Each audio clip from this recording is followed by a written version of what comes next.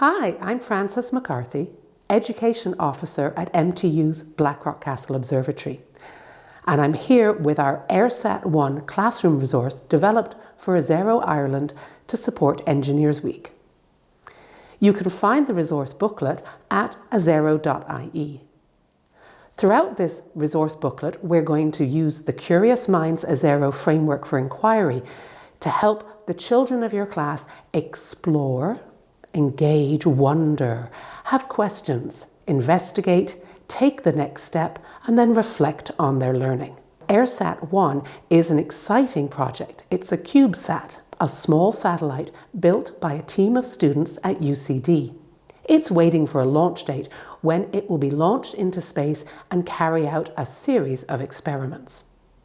We've brought this to your classroom with some classroom activities that take each of its science investigations and explore them in detail. We'll start with the GMOD. This is a gamma ray module. Now, gamma ray bursts are energetic events that happen throughout the universe. GMOD will try to pick up gamma ray bursts, either from these cosmic explosions or from sources on Earth. Now, we're not expecting you to have gamma rays in the classroom, but we can use six-sided dice to model the effect of a gamma ray burst and see how likely are we to detect them.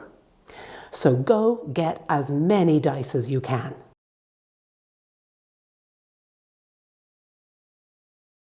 I have 24.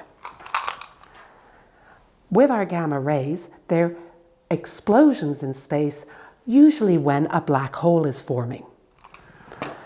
The explosion is focused into a narrow beam, equivalent to coming out of the top or bottom of a die.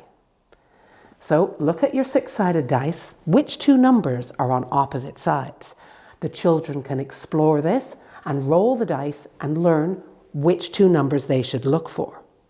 To model this for a gamma ray burst, we're going to roll all these dice, and I'm going to look for either a 1 or a 6 facing me.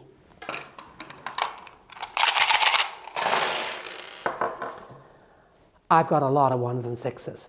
Now, I could model this from above, but it might be better to look at it from the side, because now I've got many more different directions that the dice could be pointing. And even now I can start to see, do I have a 1 or a 6? I wonder, how many would I expect to see, and is that what's really happening? Children could work together in groups and explore this and see, does your direction matter? Is it easier from above or from the side? Now, this is a pretty simple model of a gamma ray burst with a large beam width. The ray is coming from all directions out of the top. What if the burst was a narrower focus, a tinier, not a six-sided dice, but a 20-sided dice? So I found all the 20-sided dice I could. Now we have to look to see which two numbers are opposite each other.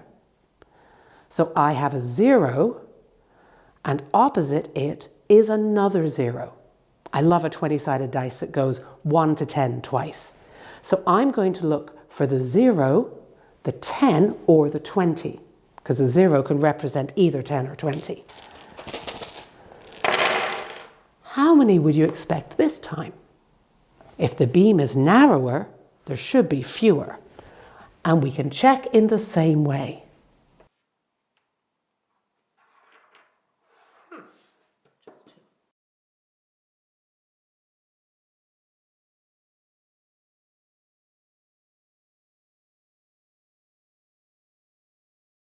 The next module that we'll explore is called EMOD, which stands for EnBio module.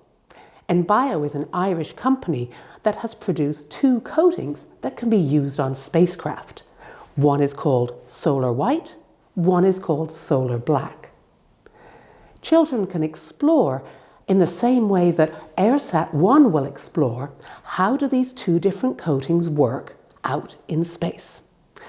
Now, You may want to send your class to space, but it's probably better to make a simple model of this and explore in your classroom environment. You can make your own EIRSAT-1 model, or just make the NBio module out of black and white card. I wonder, how will these behave in different conditions? I wonder, will the black one get hotter or colder than the white one? I wonder, in the sun, will one fade more than the other? To investigate the effect of temperature, I've decided to modify a setup I had from a previous activity, and I've got a shoebox lined with black and white card. If I take this out to a sunny place, coat it with cling film, my thermometers will tell me, am I hotter or colder if I'm surrounded by dark material or white material?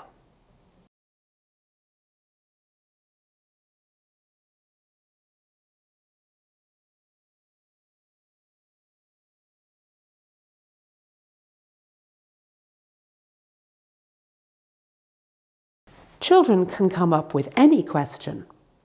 For a control, I would suggest making one that you keep in the classroom under controlled conditions, and then pop your other one out in a different environment.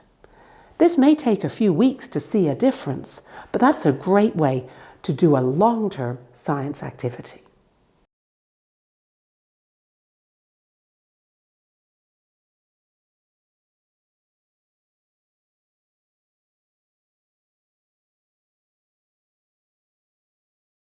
The third experiment is the WBC, the wave-based control. This is a software experiment to see, can the spacecraft use the Earth's magnetic field to work out which way it's pointing in space, in essence to act for navigation of the spacecraft.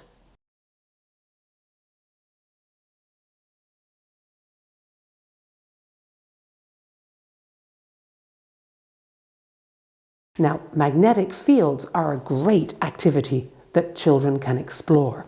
I've got a couple of strong magnets, one from an old hard drive and one that my colleague just found somewhere. You can explore magnets with a compass, but we can make a high-tech version of a compass using the microbit. A microbit is a small programmable device. You can program it using a make code, and the make code for the microbit is available in the rest of this video. Once you've created your magnetometer with your microbit, bring it near a magnet, and you'll see that the display responds to show me the strength of the magnet. I wonder, will it be stronger at the pole of this magnet or next to the sides? Can I move this in space? Perhaps I might hide the magnet and see, will my magnetometer find it? Now we're going to use makecode.microbit.org to code out our magnetometer for the microbit. We'll create a new project called magnetometer. This project is going to measure the magnetic force, which is an input. Find it at input and more. Magnetic force as an input can measure all of X, Y, Z and strength. So check that you have it set to strength. We will want to measure the magnetic force when we start and set the magnetic force equal to a new variable called the baseline so that we're always comparing to the background magnetic force that the microbit experiences. We'll create a variable called baseline, and when we start, we will set the baseline to be equal to the magnetic force. Then, when we bring our microbit near a magnet, we can see how much more magnetic force is being measured from the magnet itself compared to the background magnetism from the Earth. To show that difference in the magnetic force, we'll have to display on LEDs a plot bar graph. We'll do that forever by comparing the magnetic force, so we'll just duplicate that block. We'll compare the magnetic force by subtracting the baseline. To do the subtraction requires a math block, and here is a maths subtraction block. So we were going to display the magnetic force, subtracting the baseline. Make sure you pick up the whole thing and put that into plot bar graph. We want the up to value to be more than 0. I'm going to start with 2800. This would have to be determined for your own magnet and magnetic force, which you can do once you run this. Now it's complete, we download it, and we can then transfer it to our microbit. Explore these activities with your children. When they've tried them out, you should note as a reflection how well did things work. Children may come up with their own next steps, something else they'd like to find out about.